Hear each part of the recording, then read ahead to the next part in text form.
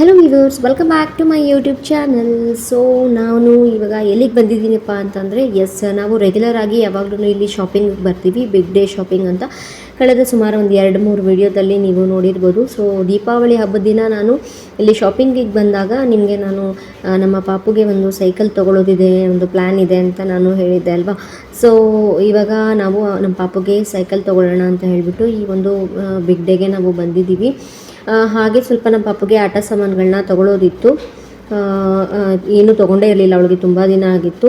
ಚಿಕ್ಕ ಮಗು ಇರಬೇಕಾದ್ರೆ ನಾವು ಅವಳಿಗೆ ಆಟ ಸಾಮಾನು ತೊಗೊಂಡಿದ್ದು, ಪುಟ್ಟ ಪಾಪು ಆಟ ಆಡುವಂಥ ಆಟ ಸಾಮಾನುಗಳು ಮಾತ್ರ ಅವಳ ಹತ್ರ ಇದ್ದಿದ್ದು. ಸೊ ಇವಾಗ ಅವಳಿಗೆ 1 ವರ್ಷದ ಮೇಲೆ ಈಗ 8 ತಿಂಗಳು ಇನ್ನೇನು ನಡೀತಾ ಇದೆ.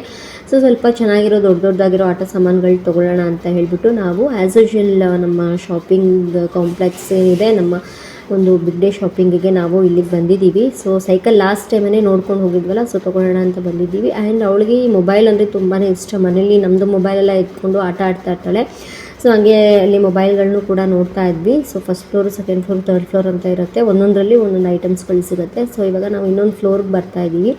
ನಾವಲ್ಲಿ ಒಂದು ಚಿಕ್ಕದೊಂದು ಟಾಯ್ ನೋಡಿದ್ವಿ ಗೊತ್ತಾ, ಕಾರು. ಅದು ತುಂಬಾ ಚಿಕ್ಕದು ಅಂತ ಅನ್ನಿಸ್ತು. ನಾನು ಇನ್ನೊಂದು ಆನ್ಲೈನ್ ಆ್ಯಪಲ್ಲೂ ಕೂಡ ಅದನ್ನು ಆರ್ಡ್ರ್ ಮಾಡಿದ್ದೆ. ಬಟ್ ಅದಕ್ಕಿಂತ ಈ ಸೈಕಲ್ ತೊಗೊಳ್ಳೋಣ ಅಂತ ಹೇಳ್ಬಿಟ್ಟು ಲಾಸ್ಟ್ ಟೈಮ್ ನೋಡ್ಕೊಂಡು ಹೋಗಿದ್ನಲ್ಲ, ಸೊ ಸೈಕಲ್ನೇ ತೊಗೊಬಿಡೋಣ ಅಂತ ಹೇಳ್ಬಿಟ್ಟು ನಾವು ಒಂದು ಬಿಗ್ ಡೇಗೆ ಬಂದಿದ್ದೀವಿ.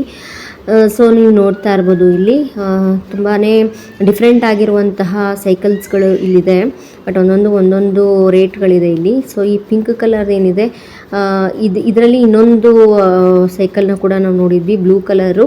ಸೊ ಮುಂದ್ಗಡೆ ಇನ್ನೊಂದು ಸೌಂಡ್ ಬರೋವಂಥದ್ದು ಒಂದು ಬೊಂಬೆ ಇದೆ. ಸೊ ಸೌಂಡ್ ಬರೋವಂಥದ್ದು ಕೂಡ ಇದೆ ಅದರಲ್ಲಿ. ಒಂದು ಬ್ಲೂ ಕಲರ್ದು ಕೂಡ ನೋಡಿದ್ವಿ, ಅದು ನಾರ್ಮಲ್ ಸೈಕಲ್ ಥರ ಇತ್ತು.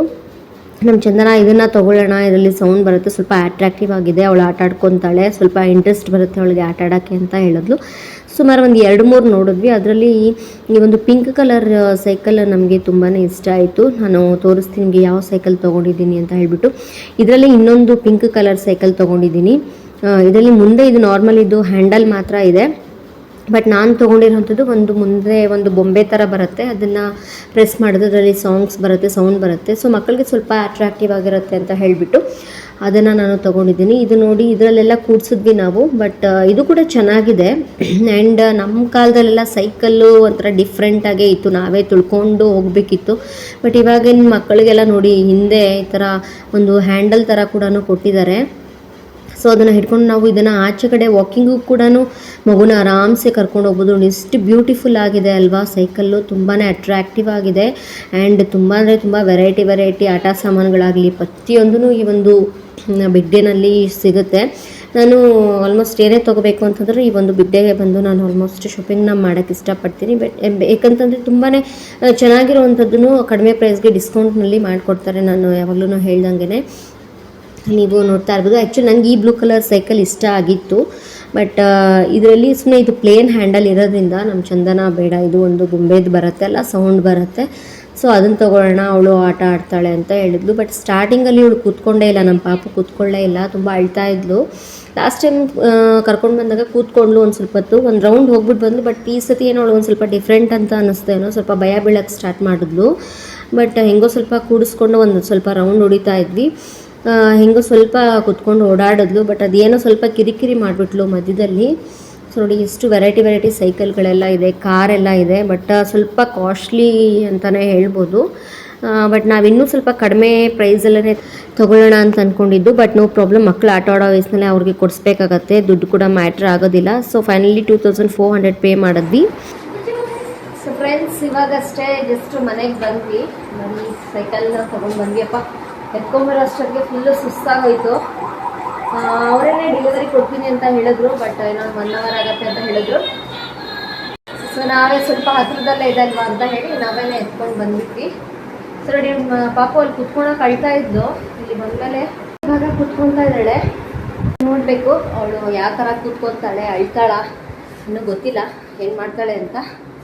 ಸೊ ನೋಡೋಣ. ಇತ್ತು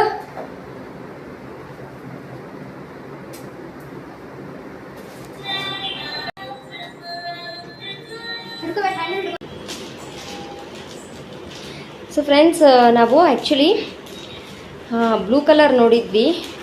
ಸೊ ಸೊ ಇದು ಸ್ವಲ್ಪ ಸೌಂಡ್ ಬರುತ್ತೆ ಅಂತ ಹೇಳ್ಬಿಟ್ಟು ಈ ಒಂದು ಕಲರ್ ತೊಗೊಂಡಿರೋ ಅಂಥದ್ದು. ನಮ್ಮ ಚಂದನಂಗೆ ಇಷ್ಟ ಆಯಿತು ಇದು ಪಿಂಕ್ ಕಲರು. ನನಗೆ ಬ್ಲೂ ಕಲರ್ ಇಷ್ಟ ಆಗಿತ್ತು, ನೀವು ಅಲ್ಲಿ ನೋಡೋದಲ್ವಾ. ಸೊ ಬ್ಲೂ ಕಲರ್ ಚೆನ್ನಾಗಿತ್ತು ಅಂತ ನನಗೆ ಇಷ್ಟ ಆಯಿತು. ಬಟ್ ನಮ್ಮ ಚಂದನ ಇದು ಚೆನ್ನಾಗಿರುತ್ತೆ.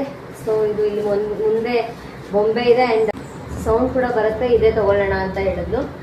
ನಮ್ಮ ಪಾಪ ಮಾತ್ರ ಎಷ್ಟು ಮಟ್ಟಿಗೆ ಅವಳು ಕುತ್ಕೊತಾಳೆ ಅಂತ ಗೊತ್ತಿಲ್ಲ, ಇನ್ನೇನು ನೋಡಬೇಕು. ಸ್ವಲ್ಪ ರೂಢಿ ಆಗೋವರೆಗೂ ಅಷ್ಟೇ. ಸೊ ಕುತ್ಕೊತಾಳೆ, ಆಟ ಆಡ್ತಾಳೆ ಅಂತ ಅನಿಸುತ್ತೆ.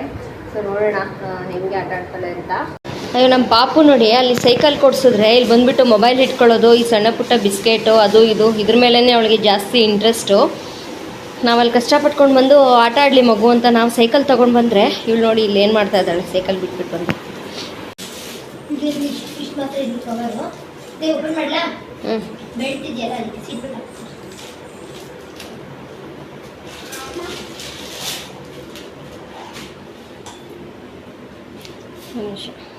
ಸೊ ನೋಡಿ ಇಲ್ಲಿ ಮಗುನ ಕೂಡಿಸ್ಬಿಟ್ಟು ಈ ಥರ ಬೆಲ್ಟ್ ಕೂಡ ಹಾಕ್ಬೋದು.